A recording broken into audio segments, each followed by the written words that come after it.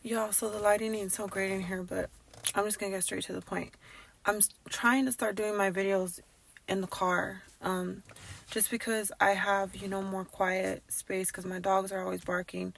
But anyhow, today I was in the book of Esther, and when I was in the book of Esther today, the Lord began to show me, like, when your enemies are trying to be sneaky and come after you, there's always going to be a way that God is going to make to reveal to you the plots of your enemies, right? So God used Mordecai to be able to hear Haman's people plotting on killing the king. So Mordecai reported it to Esther.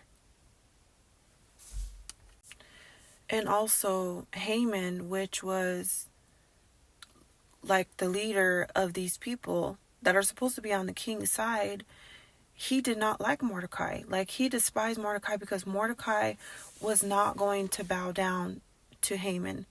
And he hated that about him because Mordecai was a Jew. So Haman went to the king before, Esther had went and reported it to him about this plot that they had over the king. And Haman, told the king, pretty much to give him power to make the decisions, to do whatever. So the king gives Haman his ring and gives him, the power to do whatever he wants to do. So he orders his people to build this pole so that way they could kill Mordecai. And when all this is going down, Esther sets up, this meeting for the king and for Haman to meet each other, right? And the king says, whatever you want, my queen, I'm going to grant it to you. So she ordered that, of course, that the king would do certain things, and the king granted it, right? And so that night, Haman was like, I gotta get this pull up, so that they can kill Mordecai. And so they got the pull up, and the very next morning they were supposed to kill Mordecai. But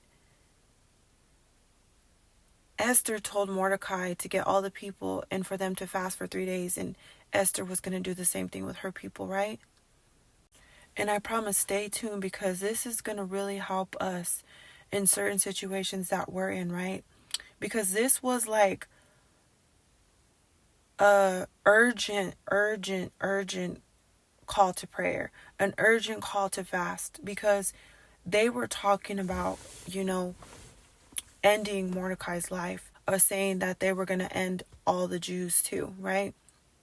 So when they fasted, that was when, Esther went back into the meeting again with the king and asked Haman to come too. And when they came, I remember the very last time that they came, Esther told the king what she wanted, because somebody was plotting on killing her people, the Jews. And she told him it was Haman when the king asked. She not only told the king that it was Haman that was plotting to kill the Jews and to kill her people and to kill Mordecai, but the king was mad because he loved Mordecai, because Mordecai was the one who heard these people plotting to kill the king. So the king was already going to do something about it. But he didn't have no idea that Haman, had something to do with trying to plot and kill, Mordecai. But the king already liked Mordecai.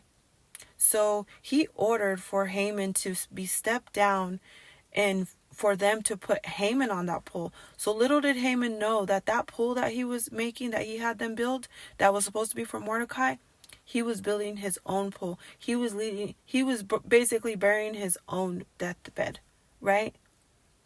And that's when you have the favor of God. And let's rewind a little bit. Before this even took place, before Esther told the king or whatever, Haman went in and talked to the king and said, after he heard about Mordecai being a witness to them plotting to kill the king, right? Haman came in, and the king asked Haman, what would you do, for somebody that I really desire? And Haman was like, well, Haman's like thinking, well, how would you want somebody better than me, in his head, So Haman started speaking like he was speaking for himself, but he didn't have no idea that he was speaking for Mordecai. So Haman started to say, I would put your robe on him. I would give him a horse. I would walk him out on the aisle, this and that. He was saying all these good things. He goes, well, Mordecai is the man that I choose. Get him in my robe, get him a horse, and bring him over. So Haman was just so upset because he was supposed to kill Mordecai. He was so upset. He went and told all his people, but there was nothing he could do about it. So then when Esther went and had this, this meeting with the king and with Haman, she exposed Haman. And that's when everything went downhill. So that's how God will show up at the last minute. That's what will happen when you feel like you have no one but God to turn to. You fast, you come up higher in the spirit with God. You have the favor of God. God's going to move on your behalf. God's going to touch the heart of the king. God's going to touch the heart of them, and things are going to be turned around for you in your favor because you have went to the Lord about this situation. And God was the one that made a way for Esther's people to be saved and for Mordecai's life to be spared. So you're going to have some people in your life that are jealous of you, like Haman was with Mordecai. You're going to have some moments where, you feel like Esther, that God, really, you have the favor of Esther. And God really, has you up there where, the king or anybody will listen to you. I'm telling you, when you have the favor of God, like everything comes together for your good. Your enemies begin to get exposed. And then because of Haman's, wicked acts, and because his plots and his plans that he had over, the Jews, over Mordecai ended up getting the favor. Mordecai ended up taking his position, and Haman got stepped down. And Haman was the one that got on that pole. So just know that when you have the favor of God, he's watching over you.